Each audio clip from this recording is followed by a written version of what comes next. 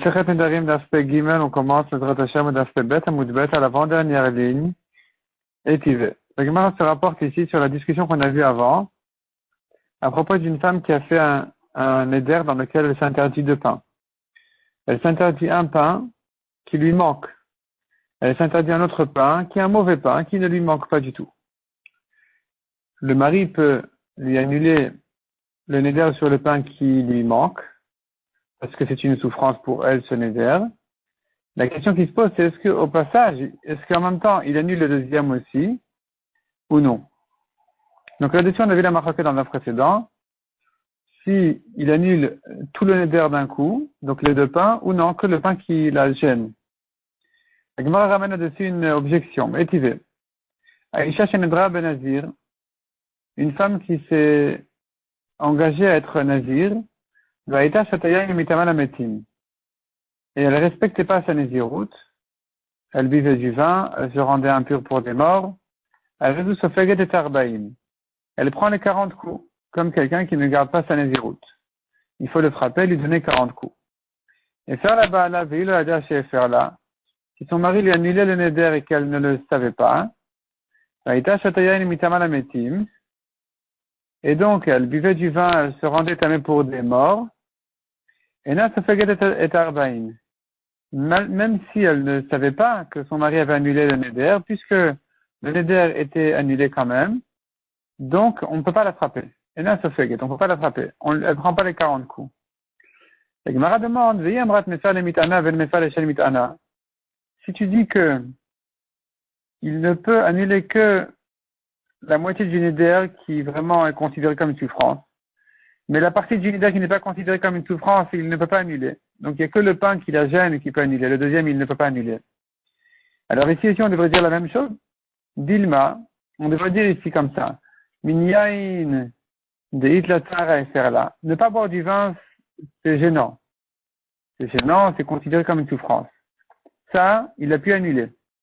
Par contre, Mincharatan Minzag, le Ferla, les épluchures et donc les pois des raisins et les pépins des raisins, c'est pas une souffrance de ne pas les manger. Donc là-dessus, il n'a pas annulé. Car elle n'a pas de souffrance à se retenir de ne pas les manger. Et donc, même s'il a annulé la Néziroute, on devrait dire que la femme, elle prend les coups pour ces parties-là des raisins si elle les mange. Et pourtant, on a dit que non. Elle mangeait des raisins, elle faisait tout contre sa Néziroute et elle n'est pas frappée. Pourquoi elle ne prend pas les coups?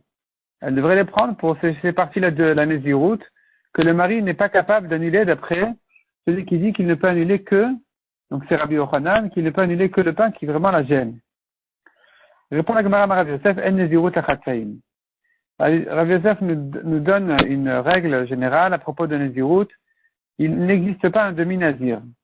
Soit elle est nazir, soit elle n'est pas nazir. Et à propos du pain, on peut faire un éder sur un pain oui, un pain non. À propos de nazir, ça n'existe pas de dire je suis nazir que des pépins et des épluchures des raisins, mais pas du vin. Ça n'existe pas. Donc puisque le vin est annulé, il n'y a pas de naziroute à propos du vin, ça la fait souffrir, donc elle n'est pas nazira, ça n'existe pas un demi-nazir. C'est pour ça que dorénavant, je comprends que même si elle mange les pépins, il n'y a pas de problème dessus. Amala Abaye. Abaye demande à Rav Yosef, tu me dis il n'y a pas de naziroute à moitié. Tu aurais dû dire il n'y a pas de demi du tout dans la naziroute. Quand tu me dis il n'y a pas de naziroute à moitié, je comprends que ce n'est qu'en ce qui concerne les choses qui sont permises ou interdites au nazir. Mais en ce qui concerne les korbanot, il existe une naziroute à moitié pour les korbanot. Amala Abaye demande à Gemara, ah korban lechatin naziroute ika, tu me dis il n'y a pas de naziroute à moitié. Dis-moi, il n'y a pas de moitié dans la naziroute. Puisque tu me dis qu'il n'y a pas de naziroute à moitié, la Gemara comprend de là, ça veut dire la halakha du nazir sont dépendantes les unes des autres, mais en ce qui concerne le korban, il peut amener un korban même si il n'a gardé que la moitié de sa naziroute, la moitié du temps de sa naziroute. Un nazir, il est 30 jours, si au bout de 15 jours, il a arrêté, eh bien, il pourrait amener ses korbanotes. Or, c'est faux, ça n'existe pas. Donc, pourquoi tu ne me dis pas que de manière générale, il n'y a pas de demi dans la Nézirut. Et là, Marabé répond à la Gemara, En Nézirut la Chatzaïn, Ven Korban la Chatzaïn. Il n'y a pas de Nézirut à moitié dans la chod du Nazir, il n'y a pas non plus de Korban pour la moitié du temps du Nazir. Mais la Gemara continue à objecter. Aïcha Shenadra ben Nazir, Ifrisha Behemta. Une femme qui était Nazir et qui a déjà réservé, qui a déjà mis de côté les animaux de ses korbanot. Bachakar faire la baala. Ensuite, son mari lui a annulé la Nézirut. Navia Khatataof, Venam via Olataof. Elle amène l'oiseau de Khatat, elle n'amène pas l'oiseau de Ola. La Gemara demande, Viyam Ratan Korban Achati Nézirut. Si tu dis qu'il n'y a pas de korbanot du tout pour la moitié du temps de la Nézirut. Amaï Navia Khatataof, pourquoi elle amène quand même l'oiseau de Khatat qui vient en rapport avec sa Nézirut? Alors qu'elle a coupé sa Nézirut au milieu quand son mari lui a annulé. Donc si elle amène la Khatataof, c'est la preuve que il y a lieu d'amener les korbanot, même avant de terminer le temps de la Nézirut. La Gemara dit, si c'est comme ça, Vela, mais qu'est-ce que tu veux dire alors? Yash korban echati Nézirut, on amène un korban pour la moitié du temps de la Nézirut. Si c'est comme ça, Shalosh Behemot Beila Touye. Il aurait fallu amener les 3 Behemot de korban. Il aurait fallu amener le korban complet. Pourquoi tu me dis Khatataof? Khatataof, dis-moi plus que ça. Khatat, Ola ou Shlamim. Donc même dans le cas, c'est-à-dire peu importe si elle était tamée ou théora, dans tous les cas, il faut amener les korbanot de manière générale, puisque tu me dis qu'il y a un korban même pour la moitié du temps de la Nézirut. On n'a pas dit comme ça. On a dit le seul korban à amener, c'est Khatataof. Alors, Laura nous explique ici qu'en réalité, il y a une différence dans les korbanot entre un Nazir tamé et un Nazir taor. Le Nazir tamé, lui, doit amener Khatataof, Olataof et Hacham. Donc 2 oiseaux, un de Khatat, un de Ola.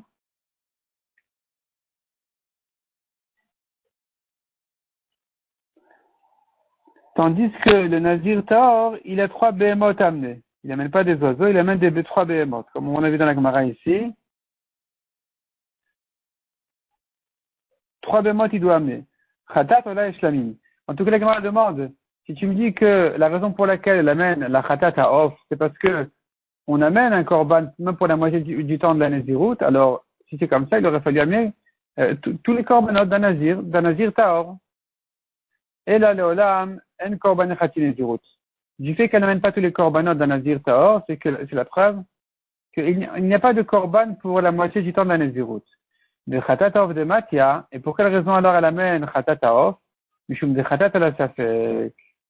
Parce que Khatataof, c'est un korban qu'on fait facilement. Même dans le doute, on amène un korban Khatataof. Khatat Bema, une chèvre, une brebis de Khatat, on n'amène pas dans le doute. Mais si c'est un oiseau, on amène dans le doute. Ça se fait plus facilement. Donc ici aussi, on a permis d'amener la Khatataof. On a demandé d'ailleurs d'amener la Khatataof dans ce cas-là de Nézirut qui a été coupé au milieu. Mais sinon, on n'amène pas d'autres korbanot pour la moitié de la Nézirut.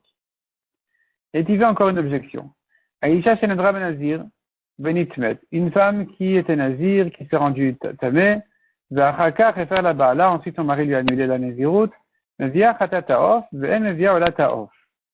Donc, à nouveau, elle amène Khatataof, elle n'amène pas Olataof.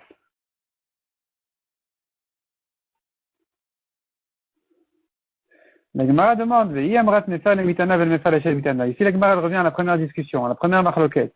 Si tu dis comme Rabbi Yochanan, mefa le mitana, le mari ne peut annuler que le pain qui vraiment la dérange, ne pas le manger, ve'en mefa la shel mitana.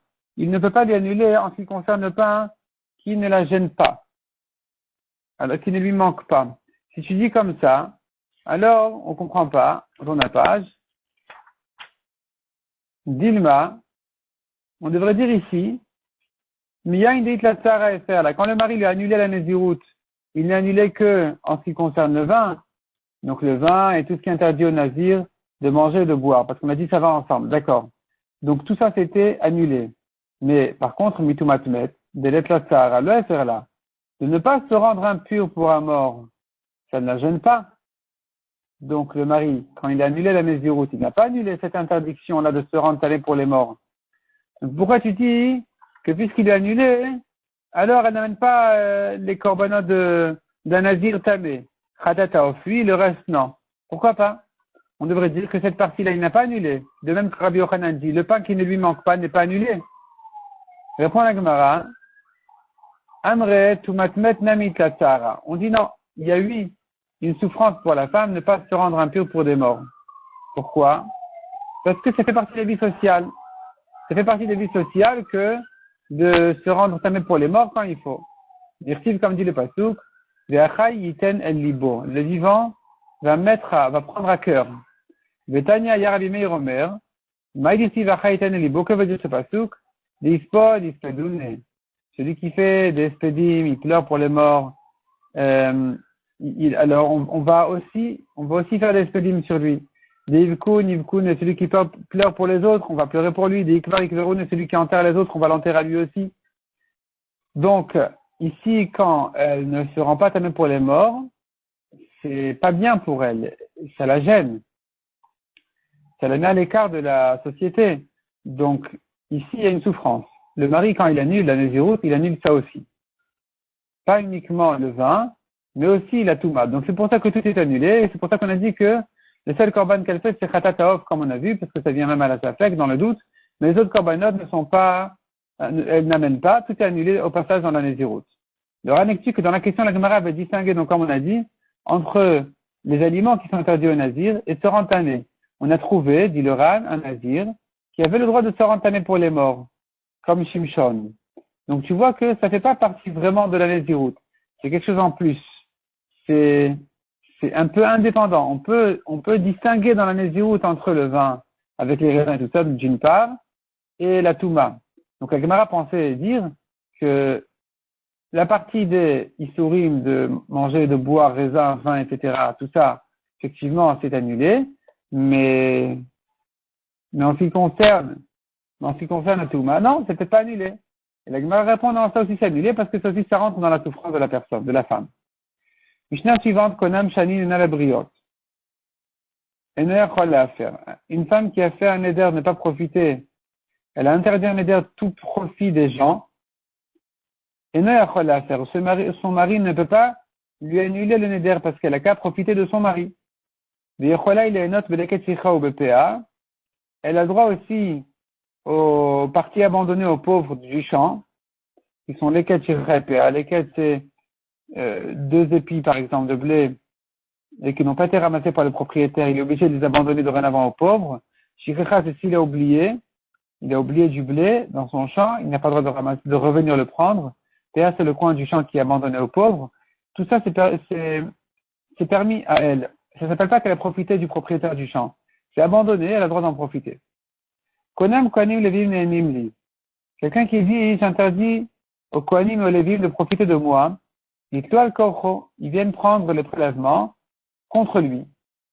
Kohanim Elu Levim Elu. Mais s'il les a désignés en disant, voilà, tel et tel Kohen, tel et tel Levim ne profite pas de moi, Ne'enim Li, Yiktoal Acherim. D'autres prendront. Donc, s'il a dit Elun Nenimi, donc Konam, Kohanim, Elun, Levim, Elun, Nenimi, j'interdis en Konam le profit de ces Kohanim-là, de ces Levim-là de moi, alors d'autres Kohanim, d'autres Levim vont prendre leur prélèvement. La Gemara d'étude de la Mishnah, quand elle a dit j'interdis le profit des gens, est-ce qu'elle peut profiter de son mari, oui ou non? On a dit le mari ne peut pas annuler. La Gemara comprend de là.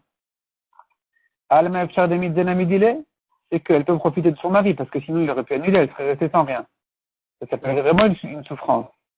S'il n'a pas à annuler, c'est qu'elle peut profiter de son mari. Miklal de Baal, Lav Bichal Brioto. Donc le mari n'est pas inclus dans les gens quand elle a interdit de manière générale tout profit des gens. Emma Sefa, Yechola Lenot Beleket Sicho Bepea. On a vu par la suite, elle peut profiter et ramasser les parties abandonnées aux pauvres. Les blés abandonnés aux pauvres.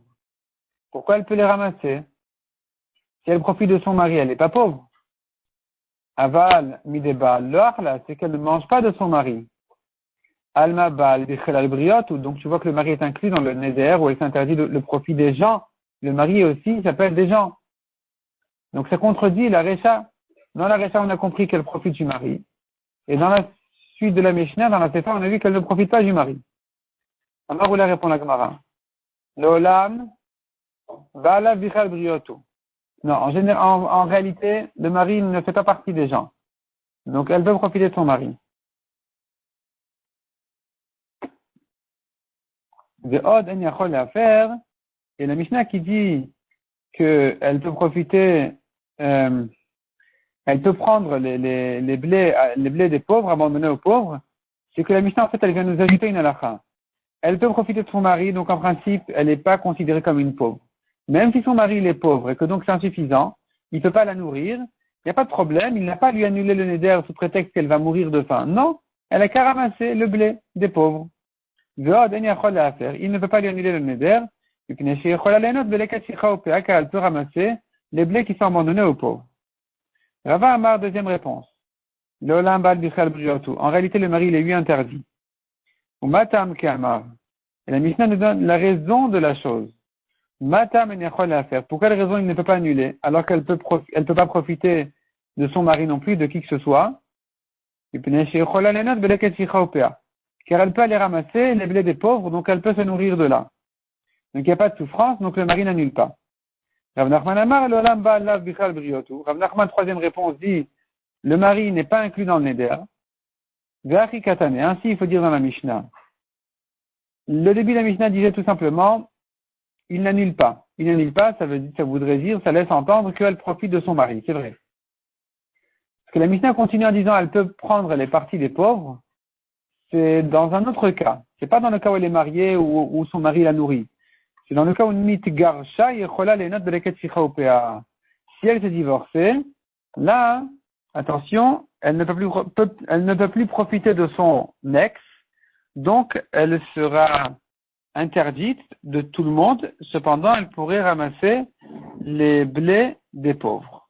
Donc quand la Mishnah dit qu'elle a le droit au leket shicha upea, ça ne se rapporte pas sur les cas où elle est encore mariée, ça se rapporte uniquement après le divorce.